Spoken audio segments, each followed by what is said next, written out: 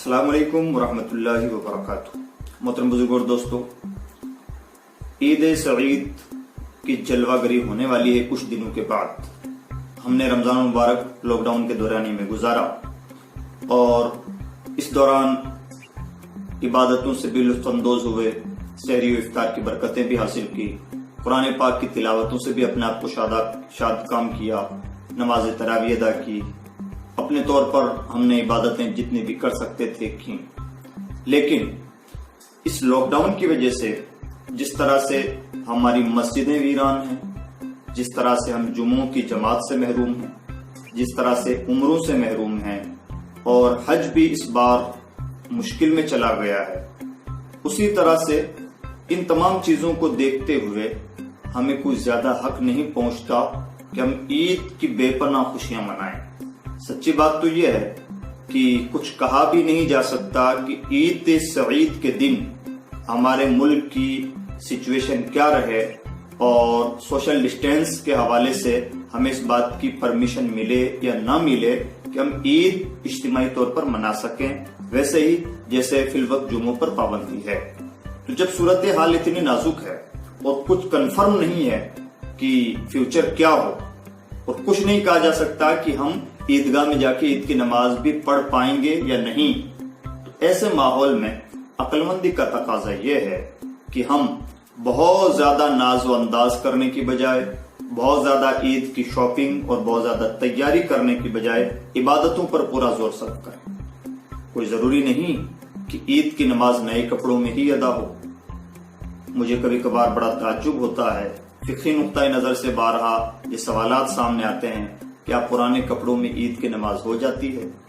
اس سادہ لہجے پر قربان ہونے کو جی چاہتا ہے۔ جس پیغمبر صلی اللہ تعالی وسلم کی زندگی کی درجنوں عیدیں پیوند لگے ہوئے کپڑوں میں ادا ہوئیں، اس نبی کے امتی آج یہ سوال کر رہے ہیں کہ کیا پرانے کپڑوں میں نماز عید ادا ہو جاتی ہے؟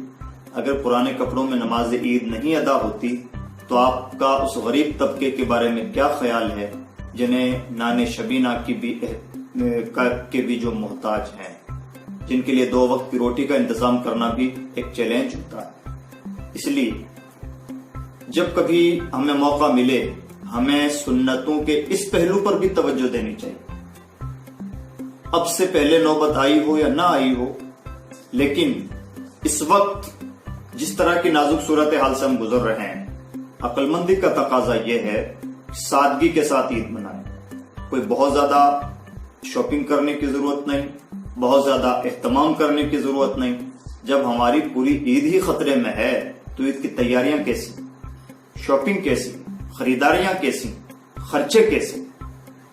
اور دوسری بات یہ کہ آگے ملک کی سچویشن کیا ہو، کب تک یہ لاک ڈاؤن کا دورانیہ کھینچے، کب تک ہمیں وبا سے نجات ملے اور کب حالات سازگار ہوں، کچھ نہیں کہا جا سکتا۔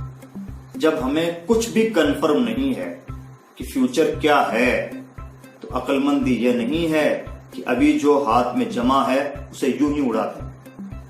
اگر زندگی باقی رہی، اگر حالات سازگار ہوئے تو عید سے 2 دن پہلے بھی شاپنگ کی جا سکتی، عید سے پہلے بھی خوشیوں کا اہتمام کیا جا سکتا ہے۔ لیکن اللہ نہ کرے اگر عید کی پرمیشن نہ ملی، خدا نہ خواستہ آگے حالات ٹھیک نہ ہوئے اور اللہ 100 بار نہ کرے اگر گھر میں کوئی فاقوں کی نوبت آ گئی تو یہ عید کے نئے کپڑے آپ کے لیے 2 وقت کی روٹی کا انتظام نہیں کر پائیں گے۔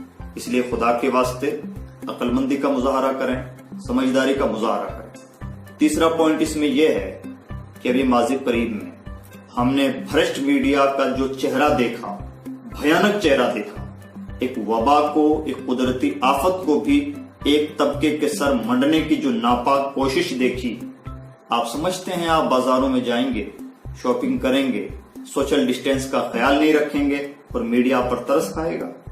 اس لیے خدا کے لیے وہ آپ کا مذاق اڑانے کے لیے تیار بیٹھے ہوئے ہیں، انہیں مذاق اڑانے کا موقع نہ دیں۔ وہ برائی کا ٹھیکرا آپ کے سر پھوڑنا چاہتے ہیں، وہ آپ کو اس وبا کا ضامن قرار دینا چاہتے ہیں۔ آپ کتنے عقل مند ہیں یہ آپ کو فیصلہ کرنا ہے۔ امید کرتا ہوں کہ انشاءاللہ اس عید کو ہم پوری سادگی کے ساتھ منانے کا اہتمام کریں گے۔